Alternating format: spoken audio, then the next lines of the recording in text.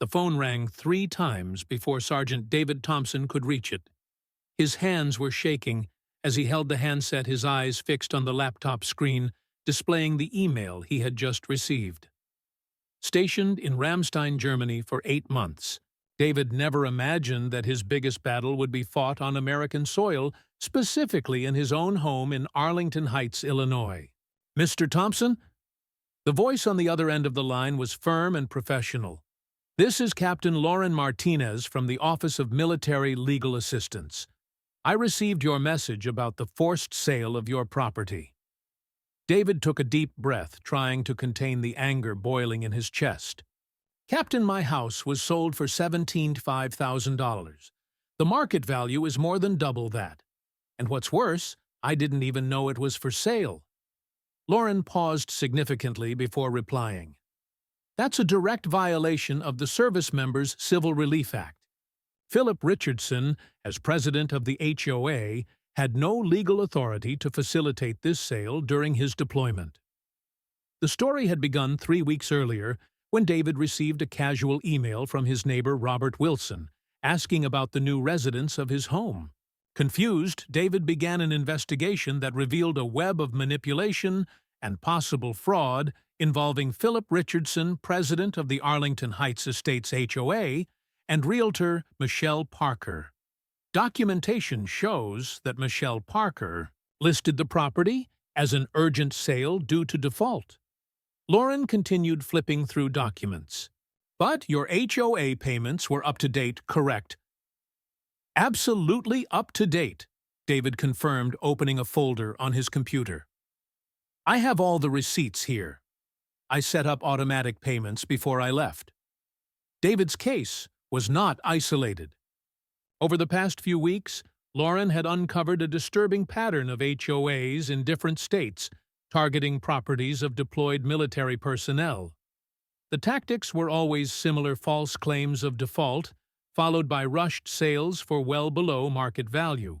The investigation revealed that Michelle Parker had sold David's house to a real estate investment company, Golden Oak Properties, which coincidentally had ties to Philip Richardson's brother-in-law. The whole transaction was completed in less than 2 weeks, a suspiciously short time for a residential sale. "We need to act fast," Lauren declared, her voice carrying a controlled urgency. "I'm going to file an injunction today to prevent the new owners from making any changes to the property. In the meantime, I need you to gather as much documentation as possible, proof of payment correspondence with the HOA, any communication with neighbors about the situation." David looked out of the window of his military quarters, observing the German night. The time difference meant that it was only 2 in the afternoon in Illinois, where his home was being occupied by strangers who had taken advantage of his absence. "You know what angers me the most, Captain," David said, his voice low but intense. "While I'm here serving my country, these people deliberately chose the moment when I was most vulnerable to act. How many other servicemen have gone through this without having the chance to fight back?" Lauren shared her indignation. In her 15-year military career, she had seen many cases of profiteers targeting deployed military personnel, but this HOA scheme was particularly insidious. "Let's turn your case into an example, Sergeant. It's not just about getting your house back, it's about making sure this doesn't happen to anyone else." Over the next few weeks, the investigation deepened. Robert Wilson, the neighbor who alerted David, provided crucial evidence: photos of suspicious meetings between Richardson and Parker, taped conversations during HOA meetings where they discussed opportunities involving military properties, and even a leaked internal memo outlining the strategy for identifying homes of deployed military personnel. The Arlington Heights Estates community began to divide. Some residents, led by Amanda Chen, a retired high school teacher, formed a group in support of David. Others, beneficiaries of the Richardson regime or fearful of retaliation, remained complicitly silent. "The HOA is calling an emergency meeting for tomorrow," Robert informed David during a video call. "Richardson is nervous. He knows we're putting the pieces together. Lauren Martinez was meticulously building her case, collecting testimonies from other military personnel who had faced similar situations in different states. A larger pattern was beginning to emerge, suggesting a possible organized network of real estate scams specifically targeting members of the armed forces on active duty. This goes beyond a simple real estate dispute, Lauren explained during a virtual conference with David and his legal team. We're talking about a possible conspiracy to defraud active duty military personnel. The federal implications are significant. While the legal battle raged, David faced his own internal struggles. Every photo of his house being modified, every report of furniture being removed, and walls being knocked down was like a stab. That house represented more than an investment. It was the place where he planned to build his future after his military service, the home he had promised to keep for his late mother. "I'm not giving up," David declared during a video call with Lauren. "It's not just for my home now. It's for everyone else who could become targets if we don't stop this now."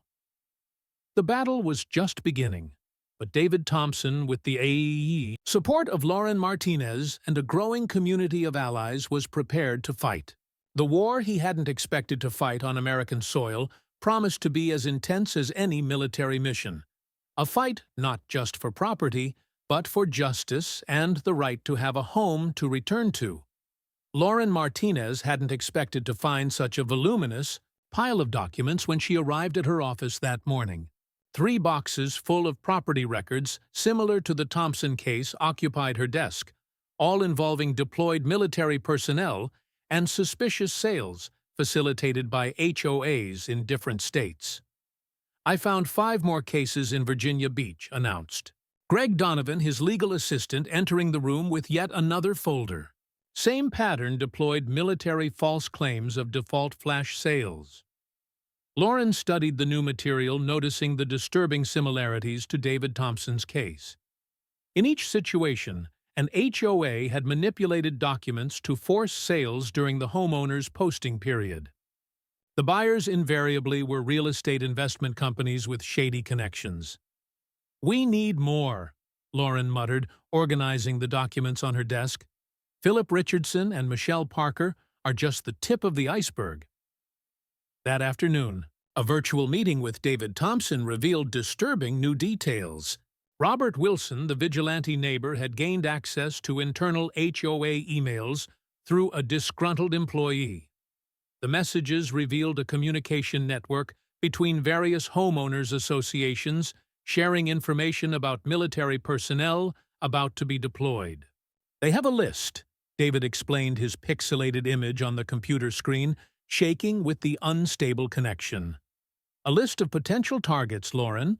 Military personnel who have bought houses in the last 5 years, ranked by likelihood of deployment." The military lawyer felt her stomach turn. "This goes beyond a corrupt HOA in Arlington Heights. It's an organized operation." The investigation gained momentum when Amanda Chen, the retired teacher who led David's support group, discovered a crucial connection: Golden Oak Properties. The company that bought Thompson's house had carried out similar transactions in military communities in Virginia, Texas, and California. All the purchases follow the same pattern, Amanda explained during a video conference with Lauren and David. They show up when the owner is deployed, pay well below market value, and resell in less than 6 months at a substantial profit. Lauren began to map out the connections on a board in her office. Red lines connected names, companies, and transactions, forming a complex web of organized fraud. At the center, an alarming discovery. Charles Henderson, CEO of Golden Oak Properties, had served on the board of directors of 3 different HOAs in the past 5 years. "He's the link," Lauren declared during a strategy meeting with her team. Henderson uses his influence in HOAs to identify potential targets, then coordinates with local brokers like Michelle Parker to execute the forced sales. Meanwhile, in Arlington, Heights pressure was mounting on Philip Richardson. Residents Tennessee, outraged by the revelations, began demanding his resignation. Robert Wilson organized an extraordinary assembly where he presented evidence of the suspicious communications between Richardson and Golden Oak Properties.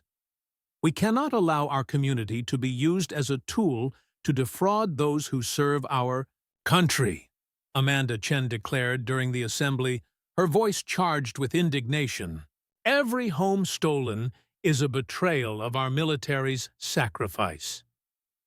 The investigation took an unexpected turn when Lauren discovered that Michelle Parker had previously worked as a legal assistant for Henderson in Virginia Beach.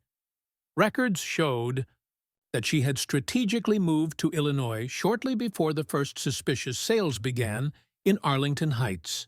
They planted her here, David concluded during a late-night call with Lauren.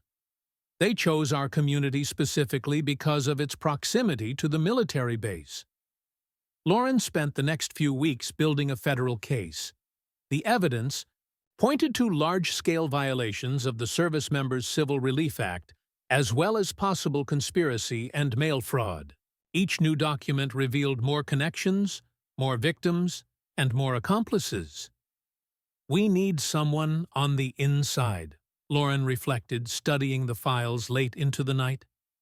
Someone who can testify about how the operation really works. The opportunity came through Jessica Reeves, a former employee of Golden Oak Properties, who had resigned after discovering the nature of the company's operations. She had saved emails, internal memos, and recordings of meetings that explicitly detailed the predatory acquisition strategy. They called it Operation Absence, Jessica revealed in her testimony. They had a team dedicated to monitoring military deployments and coordinating with local HOAs. Charles Henderson personally approved each acquisition. With this new evidence, Lauren prepared a comprehensive lawsuit. It was no longer just about getting David Thompson's house back. It was about dismantling a criminal operation that had victimized dozens of military families across the country. When this comes to light, Lauren told David during a video call, it's going to shake up the real estate market in every military community. But more importantly, it's going to make sure that no other military person loses their home in this way. David looked at recent photos of his home, now partially renovated by the new owners. You know what's ironic? They thought they could take advantage of our absence because we're serving away from home. But they forgot that the military never leaves a comrade behind. The legal battle was just beginning, but Lauren Martinez knew she had something bigger on her hands than a simple property case. It was a fight for justice, dignity, and the basic right to have a home to return to after serving her country. Michelle Parker sat nervously in her office watching out the window as federal police cars parked in front of the Golden Oak Properties headquarters.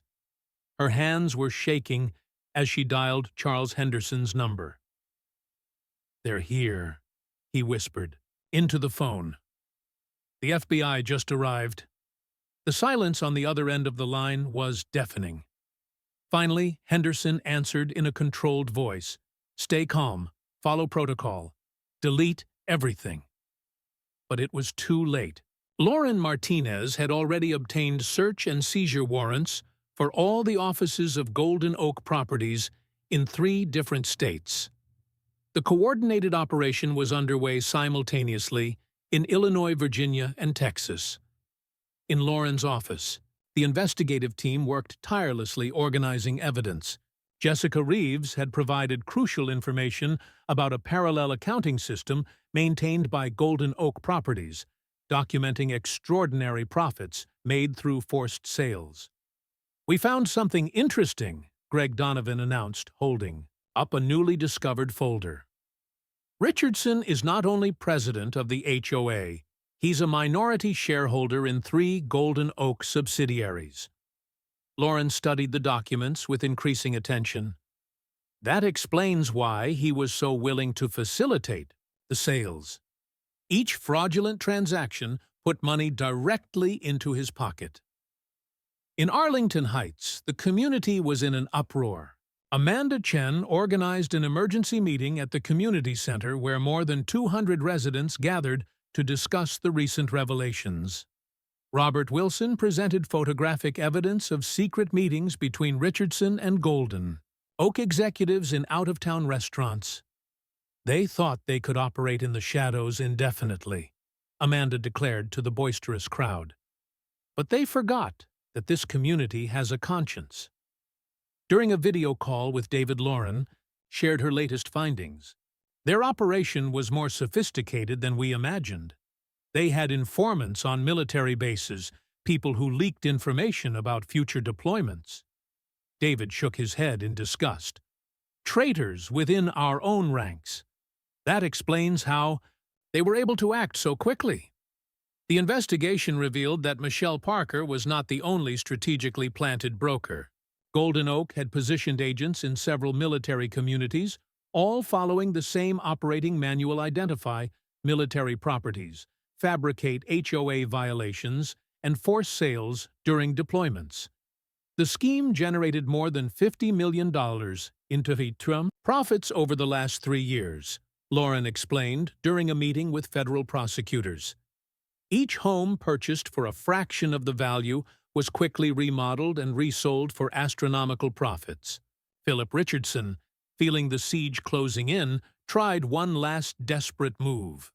Through his lawyer, he offered a deal: he would return David's house in exchange for immunity. The offer was promptly rejected. "We don't negotiate with fraudsters," Lauren stated firmly, "especially those who take advantage of military personnel serving their country." The pressure began to crack the conspiracy's facade. Michelle Parker, facing serious federal charges, decided to cooperate with the authorities. In a 5-hour deposition, she detailed how the operation worked, from the initial identification of targets to the falsification of HOA documents. Henderson personally chose each property, Michelle revealed.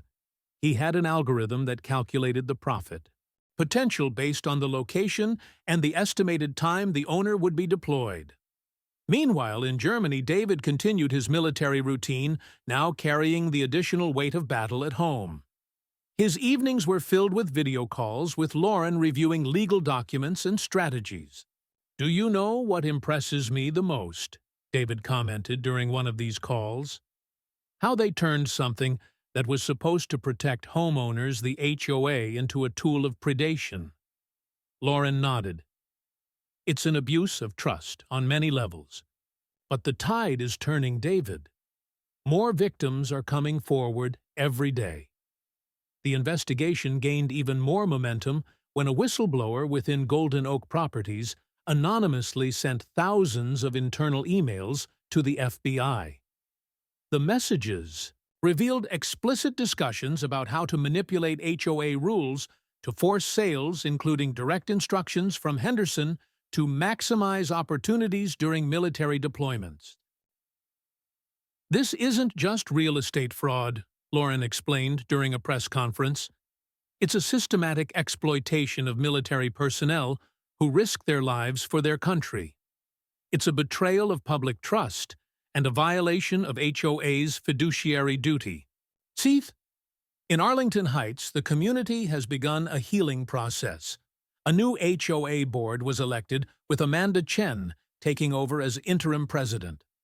Her first action was to establish specific protections for military homeowners, ensuring that no sale could be processed without rigorous checks during periods of deployment.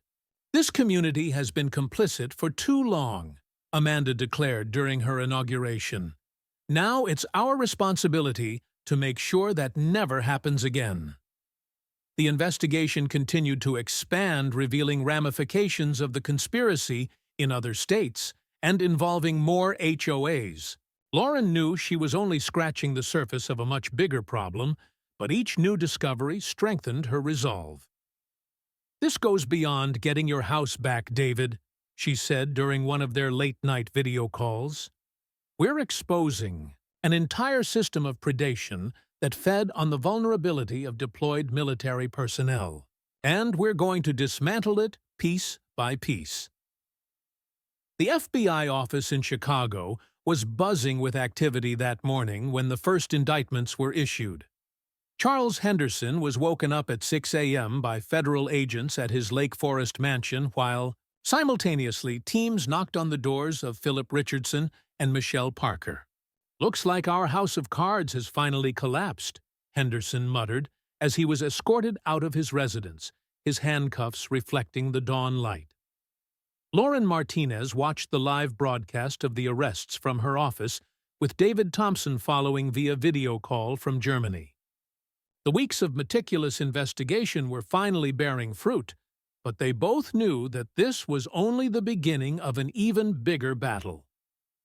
"We found 47 more confirmed cases," Greg Donovan announced, entering the room with a new stack of files. HOAs in Maryland, Florida, and Washington were also involved in the scheme. "The network is much larger than we imagined." The evidence provided by Jessica Reeves had proved crucial. Her cooperation revealed an elaborate parallel accounting system that documented more than $75 million in fraudulent transactions over 5 years. Each illegally acquired property was meticulously cataloged, including special commissions paid to HOA presidents and cooperating brokers. Henderson kept a special file called Military Assets, Jessica explained during her formal testimony to the FBI. He would rank properties by profit potential and ease of acquisition based on the anticipated length of the owner's deployment. In Arlington Heights, Amanda Chen was leading a quiet revolution. The new HOA board began a thorough audit of all transactions over the past 5 years, uncovering dozens of irregularities beyond the Thompson case. "Every document we review reveals another layer of corruption," Amanda shared during a video conference with Lauren. Richardson didn't just facilitate forced sales, he actively sabotaged military owners, applying fabricated fines and creating non-existent infractions. David, still at his post in Germany, received constant updates on his property. The new owners, now under federal investigation, had been forbidden to make any further changes to the house. A forensic team documented every change made, calculating the damage and restoration costs. "It's surreal," David commented during a late-night call with Lauren, "to see my house at the center of a national conspiracy. How many other military families have lost everything while serving their country?" The investigation gained even more momentum when a former employee of Golden Oak Properties' IT department handed the FBI a backup server containing years of internal communications. The emails revealed a meticulously organized operation, with Henderson personally orchestrating every aspect of the scheme. "We need to expand the operation to smaller military communities," said an email from Henderson to his executives. "Homeowners on more isolated bases are easier targets, fewer legal resources, less media attention." Lauren worked tirelessly with federal prosecutors to build a solid case. The charges included mail fraud, conspiracy violation of the Service Members' Civil Relief Act, and money laundering. Each new piece of testimony further strengthened the government's position. "They've created a real criminal empire," Lauren explained during a meeting with her team, "using HOAs as a legal front for a predatory procurement operation focused on vulnerable military personnel." Michelle Parker, facing decades in prison, decided to cooperate fully with the authorities. Her detailed confession exposed Golden Oak Properties' recruitment process, revealing how the company identified and co-opted HOA brokers and managers willing to participate in the scheme. "It was all very calculated," Michelle revealed. Henderson had a checklist for each community proximity to military bases' average property value deployment history. He turned military profiteering into a science. In Arlington Heights, Robert Wilson organized a support group for military families affected by the scheme. The community center has become a hub for legal resources, with volunteers helping victims document their losses and prepare their cases. "It's not just about recovering property," Robert declared during a meeting. "It's about restoring trust in our community and ensuring that our military families are never again targeted by corporate predators." The pressure on Golden Oak Properties increased daily. Shareholders demanded explanations. Business partners cut ties, and other HOAs across the country initiated urgent reviews of their policies related to military owners. "The impact goes far beyond individual cases," Lauren explained to David. "We're seeing a fundamental shift in the way HOAs deal with properties owned by deployed military personnel. Your case is catalyzing national reforms." Meanwhile, Jessica Reeves continued to provide crucial information about the inner workings of the conspiracy. Her revelations about secret meetings between Henderson and executives from other HOAs suggested that the scheme could have ramifications in dozens of other states. "They called it Project Sentinel," Jessica explained, "a 5-year plan to establish a presence in every significant military community in the United States." Henderson saw military deployment as a golden opportunity for predatory acquisitions. Lauren knew they were only scratching the surface of a much deeper conspiracy. Each new document, each deposition, revealed more connections and more victims. But for the first time since the case began, she felt that justice was within reach. "This goes far beyond a single house in Arlington Heights," she told David during their last video call. "We are dismantling an entire system designed to exploit those who serve our country. And when we're done, no HOA or predatory corporation will dare target deployed military personnel again." The federal courthouse in Chicago was packed that Thursday morning.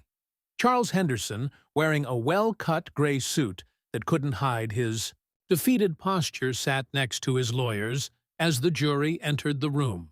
Lauren Martinez watched the scene with David Thompson, who had finally returned from Germany to testify in person. "Your Honor," the jury foreman stood up holding a piece of paper that fluttered slightly in his hands. "We have reached a verdict." The silence that followed was deafening. Amanda Chen shook Robert Wilson's hand, both of them sitting in the front row, along with dozens of other victims of the Golden Oak Properties scam. Michelle Parker, who had pleaded guilty in exchange for her cooperation, was awaiting her own sentencing in a nearby cell. In the case of United States versus Henderson, on the charges of conspiracy to defraud, the jury finds the defendant guilty. A wave of whispers ran through the courtroom.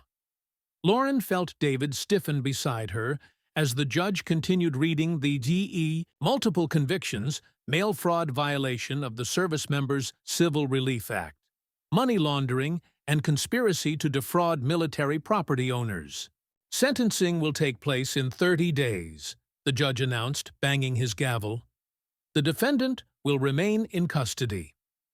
As Henderson was escorted out of the courtroom, David was finally able to examine the damage to his home in person. Golden Oak Properties had begun extensive renovations before the court order halted them. The backyard his mother had lovingly cultivated was unrecognizable, turned into an abandoned construction site. "We'll get everything back," Lauren promised, walking alongside him through the property. "The judge has already ordered full restitution, including restoration costs." The investigation had uncovered more than 200 similar cases across the country. The Justice Department established a special task force to prosecute each case, with Lauren leading the efforts in Illinois. The scandal has prompted a nationwide review of regulations on HOAs, with several states proposing stricter legislation to protect military homeowners. "You know what's ironic?" David commented, watching the workers begin the restoration of his home. "Henderson thought he was taking advantage of our absence, but he actually brought us together. He created a stronger community." It was true. In Arlington Heights, the new HOA administration under Amanda Chen had implemented significant changes.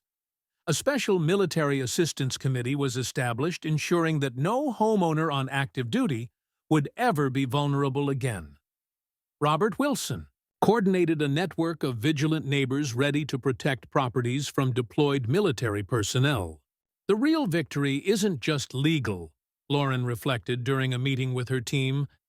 It's the cultural shift we're seeing. HOAs across the country are revamping their policies, recognizing their responsibility to those who serve. Philip B. Richardson, facing charges of his own, tried to negotiate a last-minute deal. He offered to testify about other similar operations in exchange for a reduced sentence. His confession revealed an even more extensive network of corruption involving city officials and real estate appraisers.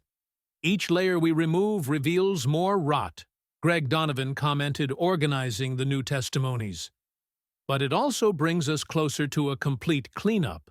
Jessica Reeves, whose testimony had been instrumental in dismantling the operation, started a nonprofit organization dedicated to protecting military owners from predatory practices. Her experience within Golden Oak Properties became a valuable tool for identifying and preventing similar schemes. "We turned our anger into action," Jessica declared during a seminar for HOA administrators.